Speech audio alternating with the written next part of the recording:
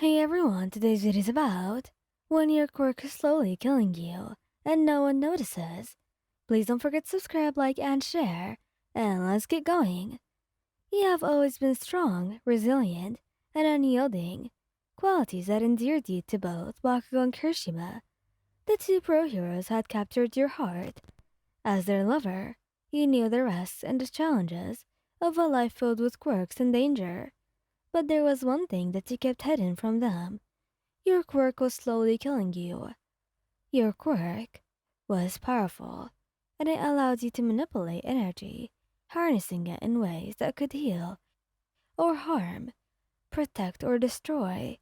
But every time you used it, a small part of your own life force was consumed. The damage was slow, almost really unnoticeable at first, but as time went on, the toll it took on your body became more pronounced. You started feeling weaker, tired, and the occasional bouts of dizziness became harder to hide. Yet you continued to fight alongside Bakugo and Kirishima, never wanting to burden them with the truth. One evening, after a particularly grueling mission, the three of you returned to the apartment that you shared. The exhaustion was palpable in the air, but there was also a sense of accomplishment. Bakugo tossed his hero gear aside, running a hand through his spiky blonde hair. "That was one hell of a fight," he said, his voice stained with pride and exhaustion. Kirishima grinned, his shark-like teeth showing. "Yeah, but we pulled through, as always. Wyan, you were amazing out there." You forced a smile, heavy ache settling in your chest. "Thanks, Ijiro. You guys weren't so bad at yourselves." Bakugo smirked, striding over to you and wrapping an arm around your waist. "Damn right we weren't. But you need to stop pushing yourself so hard." His eyes softened slightly, a rare occurrence for him. "You've been looking really pale lately. Everything okay?" Your heart skipped a beat.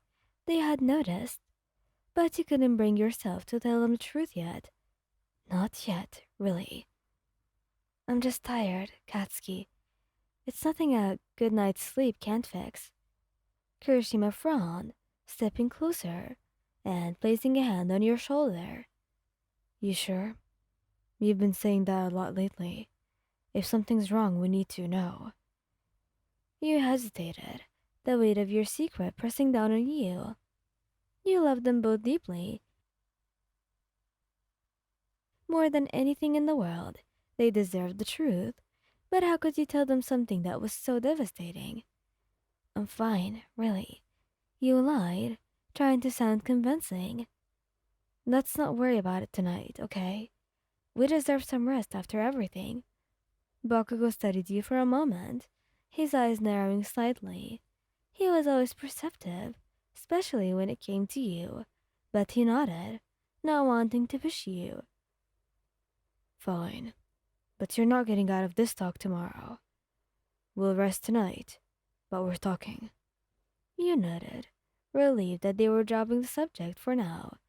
The three of you settled for a comfortable silence, with Bakugo and Hirashima eventually drifting off to sleep.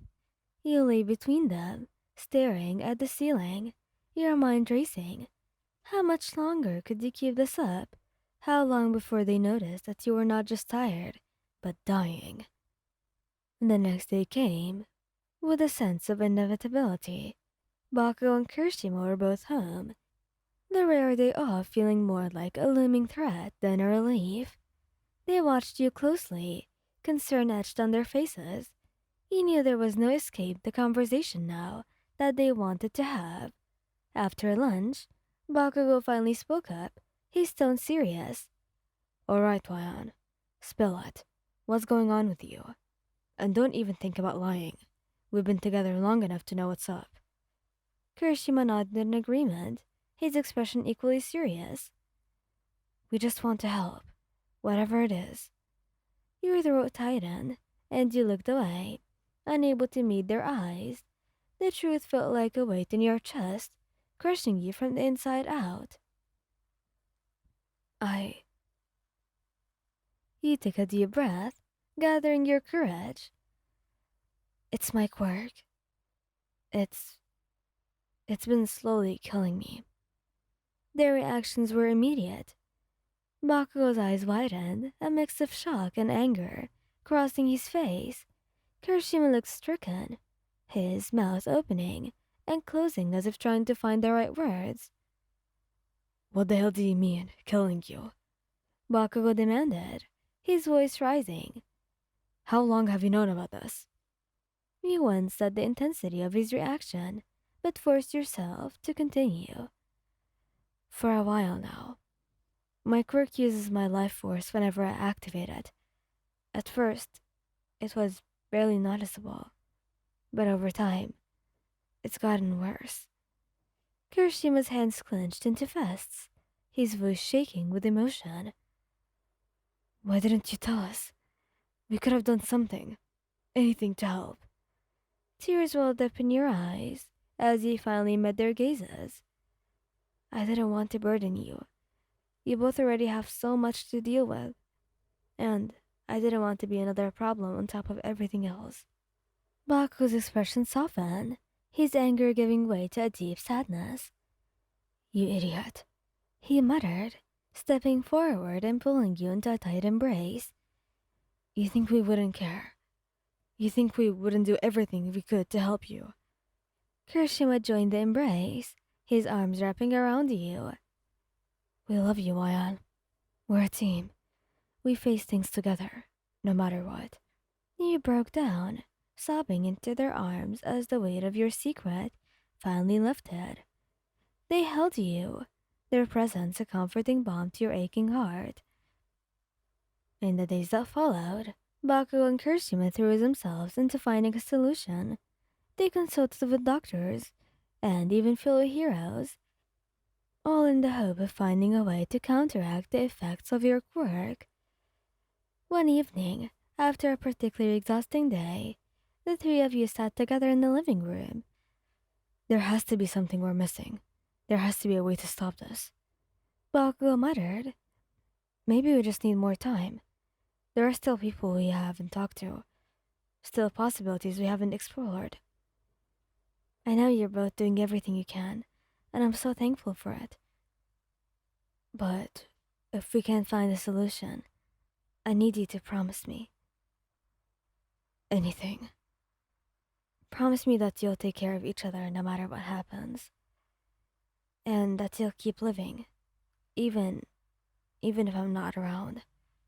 We're going to find a way. We have to. I know. But I love you both so much. Thank you for being here with me. For everything. And they held you close, their love and warmth a beacon of hope in the darkness. No matter what the future held, you knew that you were not alone. And in that moment, you were surrounded by the two people you loved.